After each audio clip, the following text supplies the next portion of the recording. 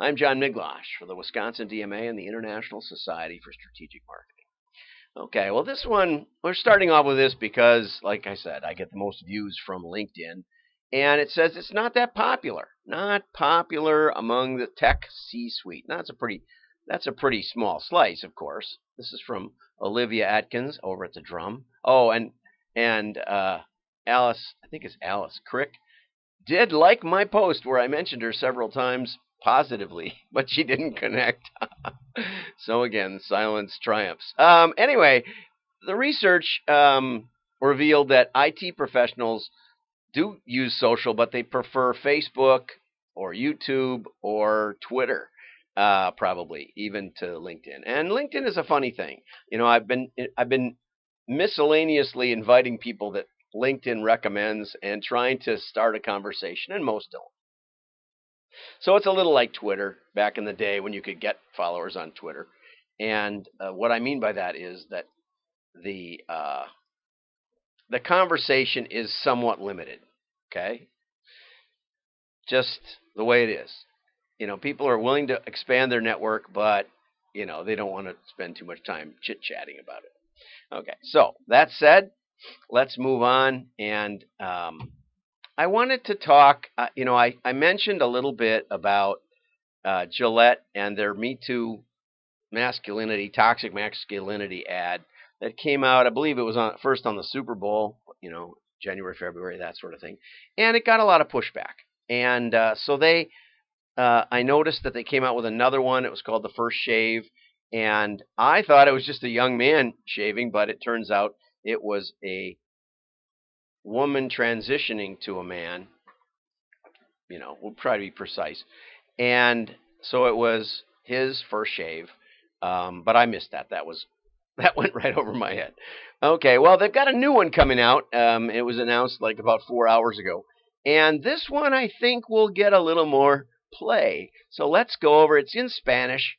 So let's go over, but it does have subtitles. Okay, so here we go, and I'll turn down the sound a little bit when we play it. Here we go. Tenemos que ser. Hay que ser muy hombre, dicen. Y es verdad. Hay que ser muy hombre para admitir que tienes miedo. Para nadar a contracorriente. That guy's a Spanish swimmer, so they do show that. Oh, he's a... Okay. Para poner a tu Synchronize. delante de cualquier título. Hay que ser muy hombre para dar visibilidad a los que no la tienen. Para cambiar sin dejar de ser tú mismo. And it gets a little more interesting at the end.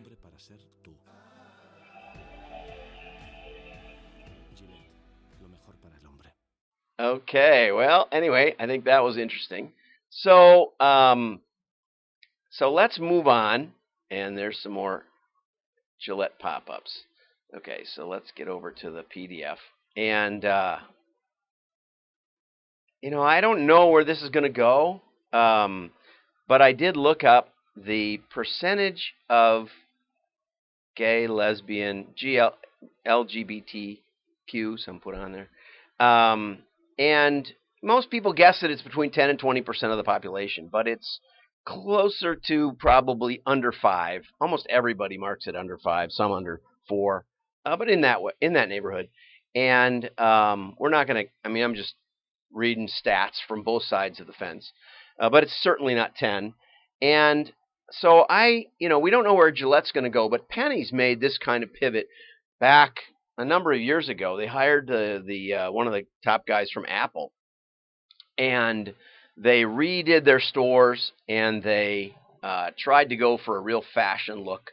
And I commented back in those days in some blogs, and I said, the math just doesn't work for Penny's for a couple of reasons. One was that, and they'd put essentially lesbian families, and I did look up the number of, I found a map of the percentage of gay couples that are raising children, and the highest category was 20%, and that was a significant number of states, but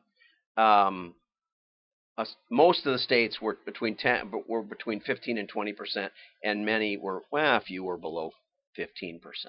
So the point is that if let's say 5% of of the population is gay or something like that, and 20%, even being charitable, is raising children, that means only 1% of the of the country is was gay families raising kids. And so I said, it's a dangerous move for pennies to make, where some people, I think we could say without a doubt, some people will be alienated and say, I'm not going there anymore. And for what? So the downside is significant. The question is, what's the upside? And the upside is that there's a very fashion conscious element among that population. They're trendsetters. And the question I had was, how many would admit to going to JCPenney, even if they wanted to reward them for that pivot? Are they going to tell their friends, yeah, I got this jacket, or this top at JCPenney? And I didn't think that was going to happen. So there was likely very little upside, but there was a huge downside. And so in that context, let's back up and say, Gillette, this could be, well, what's going to happen is the shareholders vote. That's what happened at Penny's. The sales went down, plummeted, and the share price went down, and the shareholders decided that they would go back to having back to school sale. And I don't know if Penny's has ever quite recovered, but it was an interesting historical trend. Now, having said that, this is where I want to go last. Having said that, we just watched the Tide ad show by Mark Ritson, and I just love Mark. And Mark showed or argued that 50% of an ad's effectiveness is from creativity, and we got to give Gillette, big points for this is creative. This is not something I ever expected. So I want to take you back to 1963 as a curator of history, as the old guy with a beard. In 1963, of course, I was in like third grade, and the Beatles were just coming on. But in 1963, 1 in 10 Americans said to own a pair of hush puppies, okay, including the Rat Pack, Prince Philip, etc. But by the 70s and 80s, they'd lost their popularity, okay? And by the 90s, they'd only sold like 30,000 shoes.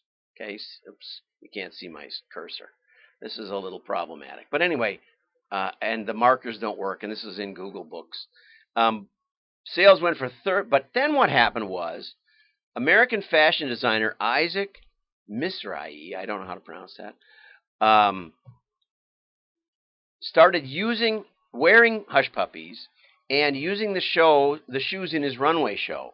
This appearance led to a trend of gay men wearing hush puppies. Sales went from 30,000 shoes in 1994 to 430 in 1995.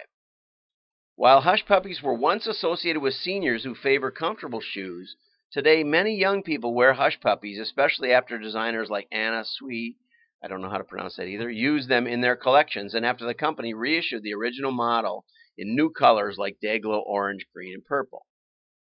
Okay, so what is my point here? My point is that the math can work tremendously against you. Okay, on paper, I would say Gillette's insane for going from the best a man can be to wherever they're going to end up. And my guess is that it'll alienate, even if it only alienates 10% of their market, that's more than the potential benefits. However, and this is the part that matters, the world is hard to predict. And this actually, the hush puppy story is from the Tipping Point. And it may well be that because, and I don't know, the hard part about razors is they're in the privacy of your home mostly, except for, at the firehouse or at the at the country club, maybe. So how does word spread that Gillette is the woke choice? Um, you know, for the best that men can be. I don't know how that can work. I don't know the future, but sometimes it does. Sometimes the the breakthrough. We're talking about Gillette. We're not talking about Schick or Persona. We're talking about Gillette. So think about it. Oh, and share this because other people need a kick in the head to be creative. And likes are nice, but they don't grow the channel. Have a great day. I'm John Miglash. Bye bye.